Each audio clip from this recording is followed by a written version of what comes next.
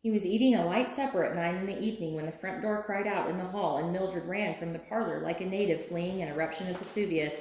Mrs. Phelps and Mrs. Bowles came through the front door and vanished into the volcano's mouth with martinis in their hands. Montag stopped eating. They were like a monstrous crystal chandelier tinkling in 1,000 chimes. He saw their Cheshire cat smiles burning through the walls of the house, and now they were screaming at each other above the din. Montag found himself at the parlor door with his food still in his mouth. Doesn't everyone look nice? Nice. You look fine, Nellie. Fine. Everyone looks swell. Swell. Montag stood watching them. Patience, whispered Faber. I shouldn't be here, whispered Montag almost to himself. I should be on my way back to you with the money. Tomorrow's time enough. Careful. Isn't this show wonderful? Cried Mildred. Wonderful. On one wall, a woman smiled and drank orange juice simultaneously. How does she do both at once, thought Montag insanely. In the other walls, an x-ray of the same woman revealed the contracting journey of the refreshing beverage on its way to her delighted stomach. Abruptly, the room took off on a rocket flight into the clouds. It plunged into a lime-green sea where blue fish ate red and yellow fish. A minute later, 3 white cartoon clowns chopped off each other's limbs to the accompaniment of immense incoming tides of laughter. 2 minutes more, and the room whipped out of town to the jet cars wildly circling an arena, bashing and backing up and bashing each other again. Montag saw a number of bodies fly in the air. Millie, did you see that? I saw it.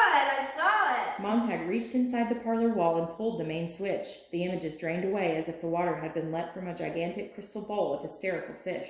The 3 women turned slowly and looked with unconcealed irritation and then dislike at Montag. When do you suppose the war will start? He said. I notice your husbands aren't here tonight. Oh, they come and go, said Mrs. Phelps. In again, out again, Finnegan. The army called Pete yesterday. He'll be back next week. The army said so. Quick war. 48 hours, they said, and everyone home. That's what the army said. Quick war. Pete was called yesterday, and they said he'd be back next week. Quick. The 3 women fidgeted and looked nervously at the empty mud-colored walls. I'm not worried, said Mrs. Phelps. I'll let Pete do all the worrying. She giggled. I'll let old Pete do all the worrying for me. Not me. I'm not worried. Yes, said Millie. let Pete do the worrying. It's always someone else's husband dies, they say. I've heard that too. I've never known any dead men killed in a war. Killed jumping off buildings, yes. Like Gloria's husband last week? Yeah, but not from wars, no. Yeah, not from wars, said Mrs. Phelps. Anyway, Pete and I always said, no tears, nothing like that. It's our 3rd marriage each, and we're independent. Be independent, we always say. He said, if I get killed off, you just go right ahead and don't cry, but get married again, and don't think of me. That's what Pete said. That reminds me, said Mildred. did you see that Clara Dove 5-minute romance last night on your wall? Well, it was all about this woman who... Montag said nothing, but stood looking at the women's faces as he had once looked at the faces of saints in a strange church he had entered when he was a child. The faces of those enameled creatures meant nothing to him, though he talked to them and stood in that church for a long time, trying to be of that religion, trying to know what that religion was, trying to get enough of the raw incense and special dust of the place into his lungs, and thus into his blood, to feel touched and concerned by the meaning of the colorful men and women with the porcelain eyes and the blood-ruby lips. But there was nothing, nothing. It was a stroll through another store, and his currency strange and unusable there, and his passion cold, even when he touched the wood and plaster and clay. So it was now, in his own parlor, with these women twisting in their chairs under his gaze, lighting cigarettes, blowing smoke, touching their sun-fired hair, and examining their blazing fingernails, as if they had caught fire from his look. Their faces grew haunted with silence. They leaned forward at the sound of Montag swallowing his final bite of food. They listened to his feverish breathing. The 3 empty walls of the room were like the pale brows of sleeping giants now, empty of dreams. Montag felt that if you touched these 3 staring brows, you would feel a fine salt sweat on your fingertips. The perspiration gathered with the silence and the subaudible trembling around and about in the women who were burning with tension. Any moment they might hiss a long, sputtering hiss and explode. Montag moved his lips. Let's talk. The women jerked and stared. How are your children, Mrs. Phelps? He asked. You know I haven't any children. No one in his right mind, the good Lord knows, would ever have children, said Mrs. Phelps, not quite sure why she was angry with this man. I wouldn't say that, said Mrs. Bowles. I had 2 children by cesarean section. No use going through all that agony for a baby. The world must reproduce, you know. The race must go on. Besides, they sometimes look just like you, and that's nice. 2 cesareans turned the trick. Yes, sir. Oh, my doctor said, cesareans aren't necessary. You've got the hips for it. Everything's normal, but I insisted. Cesareans or not, children are ruinous. You are out of your mind, said Mrs. Phelps. I flunk the children in school 9 days out of 10. I put up with them when they come home 3 days a month. It's not bad at all. You have them into the parlor and turn the switch. It's like washing clothes. Stuff laundry in and slam the lid. Mrs. Bowles tittered. They just as soon kick as kiss me. Thank God I can kick back. The women showed their tongues, laughing. Mildred sat a moment and then, seeing that Montag was still in the doorway, clapped her hands. Let's talk politics, to please Guy. Sounds fine, said Mrs. Bowles. I voted last election, same as everyone, and I laid it on the line for President Noble. I think he's one of the nicest looking men ever became president. Oh, but the man they ran against him? He wasn't much, was he? Kind of small and homely, and he didn't shave too close or comb his hair very well. What possessed the outs to run him? You just go running a little short man like that against a tall man? Besides, he mumbled. Half the time I couldn't hear a word he said, and the words I did hear, I couldn't understand. Fat, too, and didn't dress to hide it. No wonder the landslide was for Winston Noble. Even their names helped. Compare Winston Noble to Hubert Hogue for 10 seconds, and you can almost figure the results. Damn it! cried Montag. What do you know about Hogan Noble? Why, they were right in that parlor wall not 6 months ago. One was always picking his nose. It drove me wild. Well, Mr. Montag, said Mrs. Phelps. do you want us to vote for a man like that? Mildred beamed. You just run away from the door, Guy, and don't make us nervous. But Montag was gone and back in a moment with a book in his hand. Guy? Damn it all, damn it all, damn it! What have you got there? Isn't that a book? I thought that all special training these days was done by film. Mrs. Phelps blinked. You're reading up on fireman theory? Theory hell. Said Montag. It's poetry. Montag! A whisper. Leave me alone. Montag felt himself turning in a great circling roar and buzz and hum. Montag, hold on, don't! Did you hear them? Did you hear these monsters talking about monsters? Oh God, the way they jabber about people and their own children and themselves, and the way they talk about their husbands, and the way they talk about war. Damn it, I stand here and I can't believe it. I didn't say a single word about any war, I'll have you know, said Mrs. Phelps.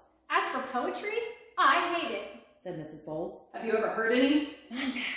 Faber's voice scraped away at him. You'll ruin everything. Shut up, you fool!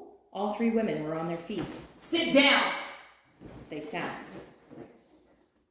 I'm going home, quavered Mrs. Bowles. Montag, please, in the name of God, what are you up to? Pleaded Faber.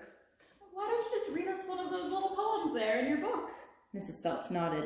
I think that'd be very interesting. That's not right. Wailed Mrs. Bowles. We can't do that. Well, look at Mr. Montag. He wants to. I know he does. And if we listen nice, Mr. Montag will be happy, and then maybe we can go on and do something else. She glanced nervously at the long emptiness of the walls enclosing them. Montag, go through with this and I'll cut off. I'll leave. The beetle jabbed his ear.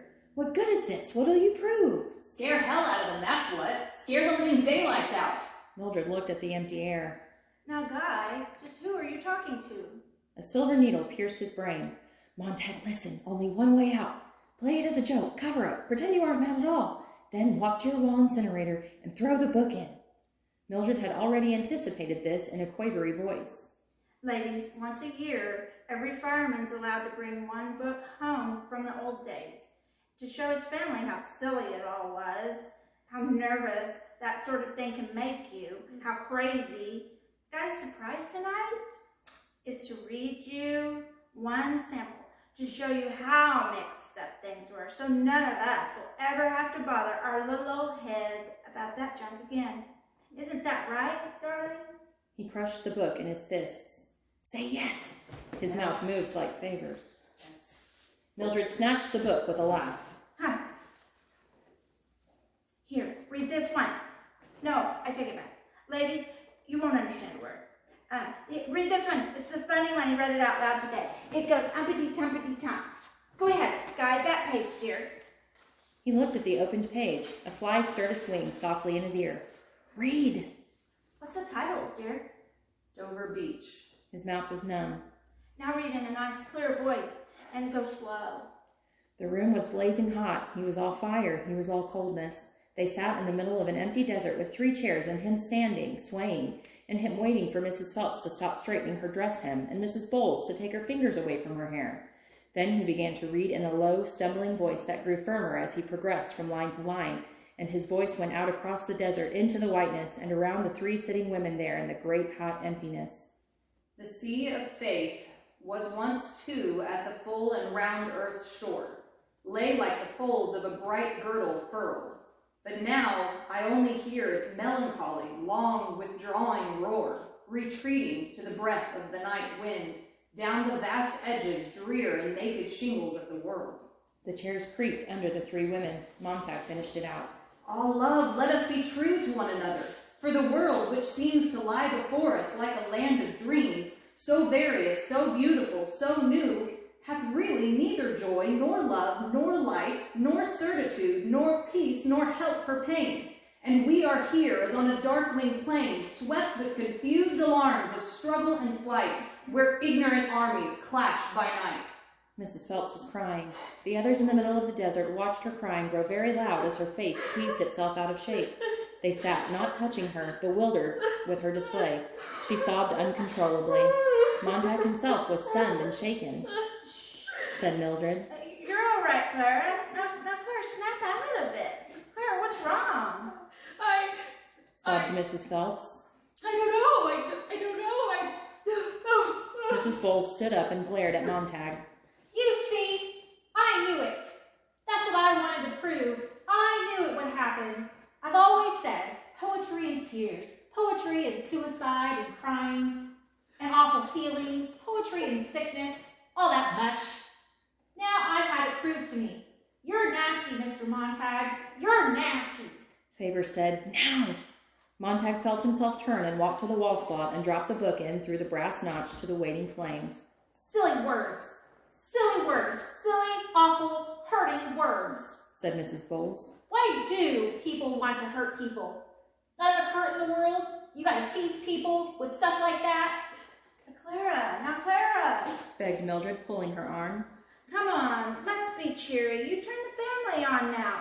Go ahead, let's laugh and be happy now. Stop crying. We'll have a party. No, Said Mrs. Bowles. I'm trotting right straight home. You want to visit my house and my family? Well and good. But I won't come in this fireman's crazy house again in my lifetime. Go home. Montag fixed his eyes upon her quietly. Go home and think of your first husband divorced, and your second husband killed in a jet, and your third husband blowing his brains out. Go home and think of the dozen abortions you've had. Go home and think of that and your damn cesarean sections too, and your children who hate your guts. Go home and think how it all happened and what did you ever do to stop it. Go home. Go home! He yelled. Before I knock you down and kick you out the door. Doors slammed and the house was empty. Montag stood alone in the winter weather with the parlor walls the color of dirty snow.